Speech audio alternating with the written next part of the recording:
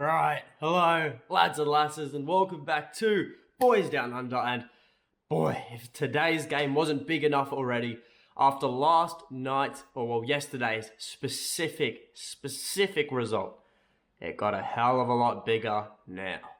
But before we go any further, if you guys are enjoying the content, you want to help support the channel, you got to click that like button, and you got to click the subscribe button. And I thank you all for who do that, because it literally is the #1 way to help support the channel. So I thank you all so very much for doing that. But without further ado, let's get into it. So, Celtic versus Hearts. We all remember how that started last season was not the best way to kick off a premiership campaign with a loss against Hearts away from home. But times are changing, times are different. This Celtic team is a new beast. So, of course, Celtic take on Hearts at Celtic Park. All 3 points would put us outright top of the league. Now, running into the match, Celtic have had a perfect start to the season. 3 matches, 3 wins. All 3 wins were convincing as well from my point of view. Haven't really struggled in any of the games. And we've also been increasingly getting better with each one. As for Hearts, they certainly have continued from where they left off last season, but have also been a bit of a mixed bag recently. In their first 4 competitive fixtures this season, they have had 2 wins, a draw, and a loss. That loss coming most recently in what was a grueling away match, European match, against FC Zurich. So, running into this match, the away side are dealing with what appears nothing. They have got a clean bill of health as far as I can see. I think there are some doubts surrounding the fitness of Craig Halkett. However, it is expected he will be able to play. As for us Celt only, Yosuke Ideguchi will miss this match. Reo Hatate is back in contention for selection, with Ange confirming that just a couple of days ago. So, of course, that leads us into the lineup prediction. And we're all pretty familiar with how this works. I'm sure now my head and my heart come into play here. And that's really what goes all into the thought process. So no more dilly-dallying, let's get into it. Of course, Joe Hart is in between the sticks. Then at right back, Josip Juranovic. Today actually marks 1 year of Josip Juranovic at Celtic, so that is great to see. The centre-half pairing I am going for is Cameron Carter-Vickers and Moritz Jens. That could very well be Starfelt, but I personally want to see Jens play there. I feel a lot more comfortable when we have Jens there in what has only been a couple of games for him so far.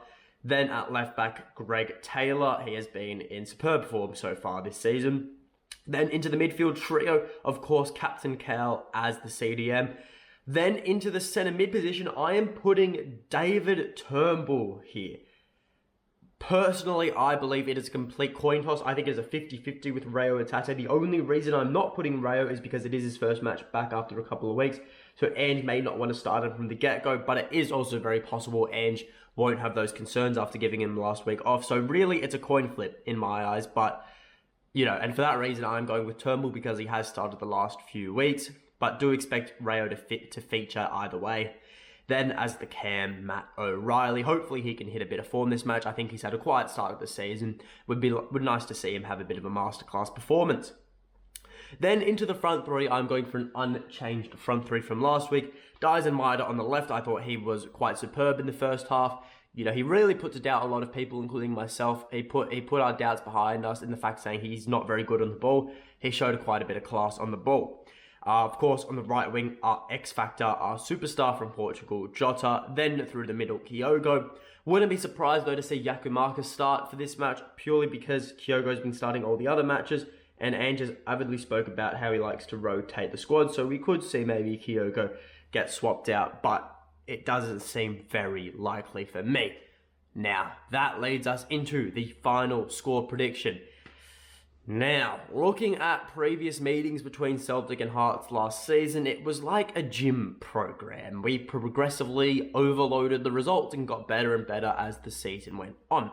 A 2-1 loss to start, then a 3-2 win, a 1-0 win, a 2-1 win, and then to end the season, a 4-1 win, which was convincingly our best result against Hearts that season, and that also practically secured the title for us. And look, by no means are Hearts a bad team, unfortunately for them, though they are off the back of what was a grueling away European loss in Austria. which, it will do their preparation no favours. That fact that they've gone to Austria, they've lost, they've put in everything they can, and now only a couple of days later they have to face the champions of Scotland. So no favours for them there. As for Celtic though, our preparations could not have been any better. They were not tarnished in the slightest. A full week off since the victory against Kilmarnock. No European fixtures to worry about for us. It's just like it's the honeymoon start of the season. It is the perfect start. We don't have anything other to worry about than just the league as for now. And the thing with Celtic, right, is that I mentioned it earlier. We have been getting progressively better with each game this season and showing improvement. And I'm very, very glad we are not playing Hearts in the opening fixture of this. We didn't play Hearts as the opening fixture this year because I would have been a lot less confident in that match than I am heading in playing Hearts, 4 weeks into the competition. And, Hearts have a very good team. They have Lawrence Shankland, who has hit a bit of form up top. Craig Gordon, he always proves to be a potent opponent. He always seems to cause Celtic problems in between the sticks. Usually, I think it's just more out of pettiness than anything else. And you can't forget the Aussie contingent. Kai Rouse, Natty Atkinson, Cammy Devlin. Those three always seem to do well for Hearts as well. I could go on and mention every single player. The Hearts squad overall is quite strong. There's clearly a major difference in quality in the Hearts squad compared to the rest of the league. And, well, the other rest of the league, Rangers squad still probably is better than Hearts. So everyone else will say, because, respect where respect is due. And that's the thing, though. They have a really strong squad, and their squad can last a full 90 minutes, That's why we need to start fast in this match. We need to put this game beyond doubt before we can let Hearts get into it. Last season, Hearts started fast in a lot of games. They'd always try and get an early goal. We can't let that happen. And, when we didn't let them get an early goal, Celtic would maybe put 1 or 2 goals ahead. Hearts would just answer back. They still would feel they have a chance with 30 minutes to play. We can't let that happen. I just realised I sound a lot nasally. I'm very congested. I apologise. Anyways, yeah, like I said, if Hearts start off early, they'll have confidence. Start fast, they'll have confidence. If we leave it late, they'll have confidence throughout the whole match. Either situation is not a good situation for Celtic.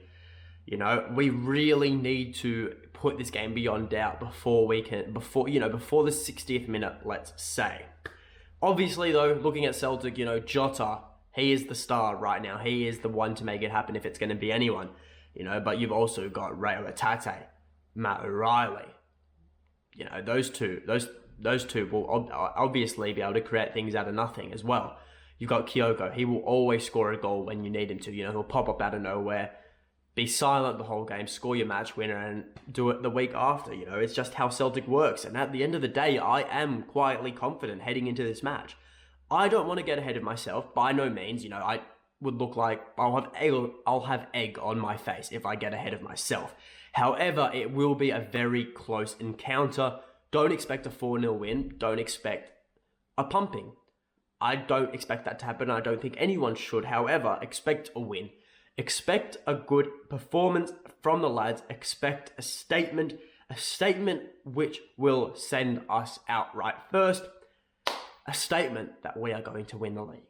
But that is all from me. So to end the video, my score prediction is a 3-1 win to Celtic. Man of the match will be Dyson-Maeda. And until next time, hail, hail.